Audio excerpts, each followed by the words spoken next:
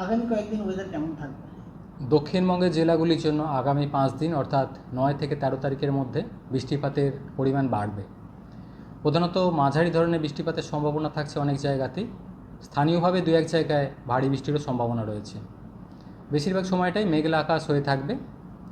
দু এক জায়গায় ভারী বৃষ্টির সম্ভাবনা থাকছে বিশেষ করে উপকূলের কাছাকাছি জেলাগুলো এবং সেই সাথে পূর্ব বর্ধমান, নদিয়া, কিছুটা হুগলি এই জেলাগুলো এবং পার্শ্ববর্তী অঞ্চলে দু এক জায়গায় ভারী বৃষ্টির সম্ভাবনা রয়েছে 9 থেকে 13 তারিখের মধ্যে। কলকাতা পার্শ্ববর্তী অঞ্চলের জন্য প্রধানত মেঘলা আকাশ হয়ে থাকবে আগামী 5 দিন। হালকা থেকে মাঝারি ধরনের বৃষ্টিপাতের সম্ভাবনা রয়েছে, তবে বৃষ্টিপাতের পরিমাণ বাড়বে কলকাতা পার্শ্ববর্তী অঞ্চলের জন্য 9 থেকে 13 তারিখের মধ্যে। এবং দিনের তাপমাত্রা খুব একটা উল্লেখযোগ্য পরিবর্তন থাকবে না। সর্বোচ্চ তাপমাত্রা প্রায় 30 থেকে 32 ডিগ্রি কাছাকাছি থাকবে এবং প্রধানত মেঘলা হয়ে থাকবে বেশিরভাগ সময়টাতে। মৎস্যজীবীদের জন্য সতর্কতা রয়েছে 9 থেকে 10 তারিখ পর্যন্ত। সমুদ্রে দমকা হাওয়া থাকার সম্ভাবনা রয়েছে, সেই কারণে মৎস্যজীবীদের সমুদ্রে যেতে নিষেধ করা হয়েছে। উত্তরবঙ্গের ক্ষেত্রে বৃষ্টিপাত বেশি থাকার সম্ভাবনা রয়েছে, বিশেষ করে উত্তরের 5টা জেলা অর্থাৎ দার্জিলিং, কালিম্পং, জলপাইগুড়ি, কোচবিহার, আলিপুরদুয়ার এই জেলাগুলোয় 9 থেকে 10 তারিখের মধ্যে দু এক জায়গায় ভারী থেকে অতি ভারী বৃষ্টিপাতের সম্ভাবনা রয়েছে। পার্শ্ববর্তী জেলাগুলো যেমন উত্তর দক্ষিণ দিনাজপুর, মালদা এই জেলাগুলোতেও বৃষ্টিপাত বাড়বে। দু এক জায়গায় ভারী বৃষ্টির সম্ভাবনা রয়েছে মালদা, 2 দিনাজপুরেও 9 থেকে 10 তারিখের মধ্যে।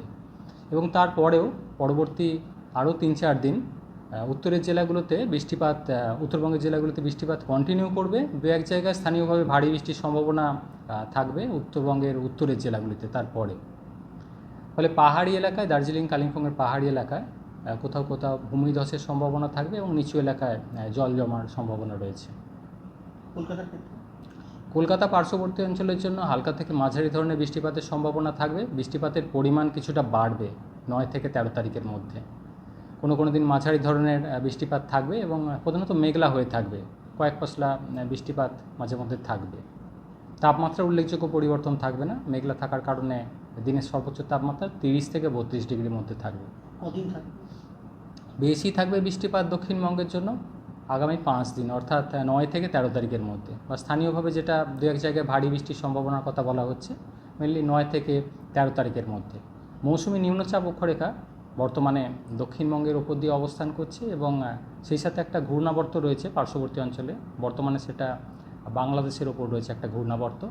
এর কারণে দক্ষিণবঙ্গে বৃষ্টিপাত বেশি থাকবে আগামী 5 দিন এবং দু এক জায়গায় ভারী বৃষ্টির সম্ভাবনা তৈরি হবে 9 থেকে 13 তারিখের মধ্যে।